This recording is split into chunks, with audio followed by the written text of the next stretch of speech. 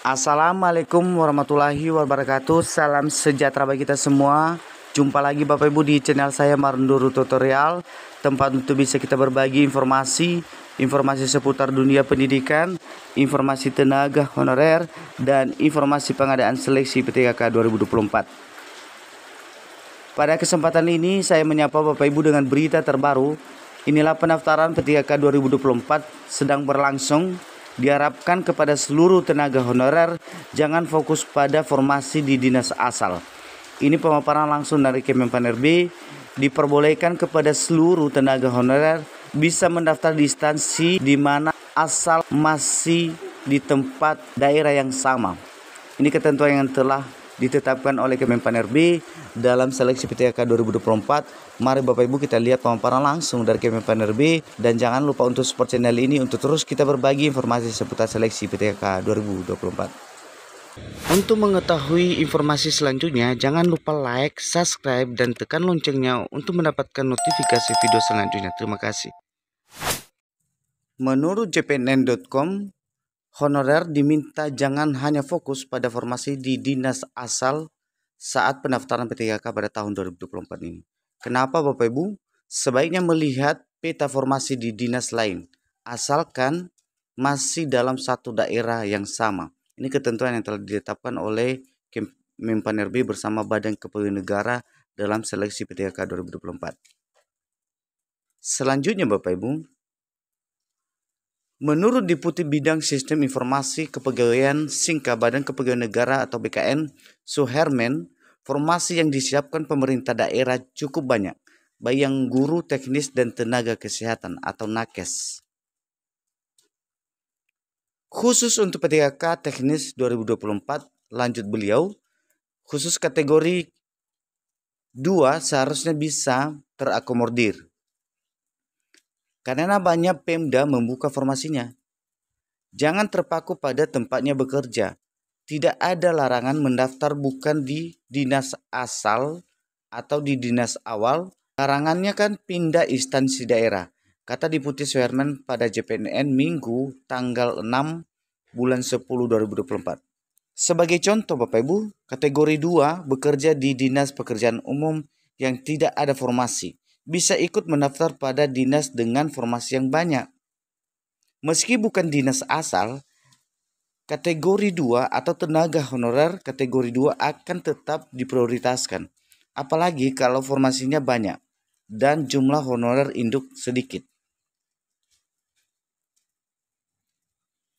Honorer kategori 2 melamar di dinas yang bukan tempatnya bekerja tetap mendapatkan afirmasi berupa prioritas dalam penentuan kelulusan sesuai dengan ranking terbaik, tegas beliau.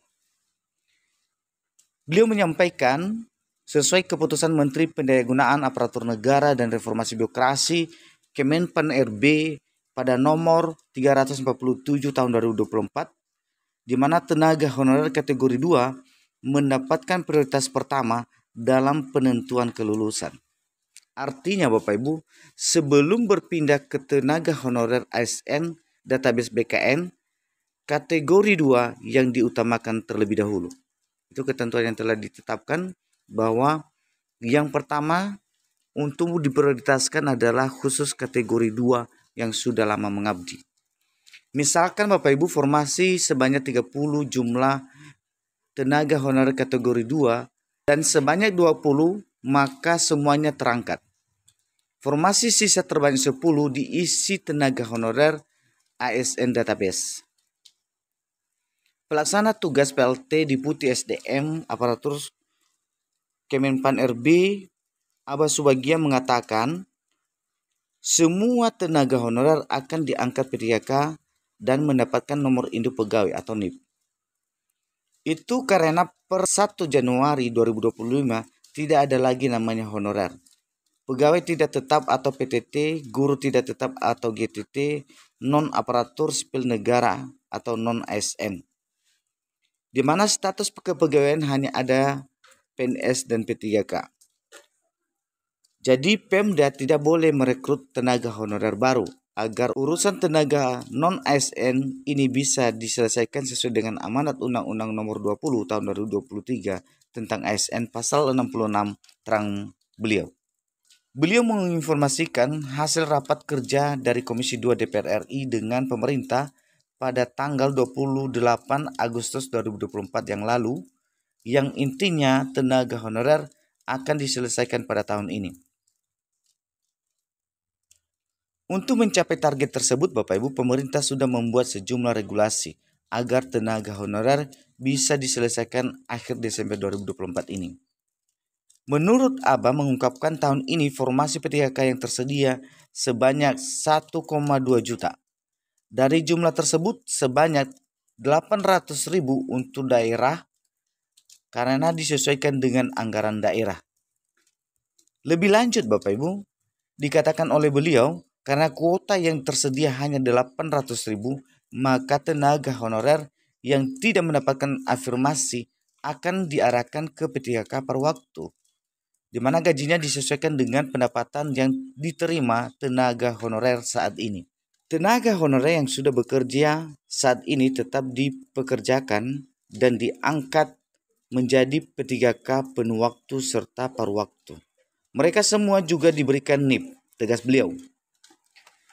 Ketika Pemda sudah punya kemampuan untuk mengangkat P3K paruh waktu menjadi penuh waktu, ujar Abah, maka yang ASN paruh waktu dinaikkan statusnya, mereka menjadi P3K penuh waktu tanpa tes kembali.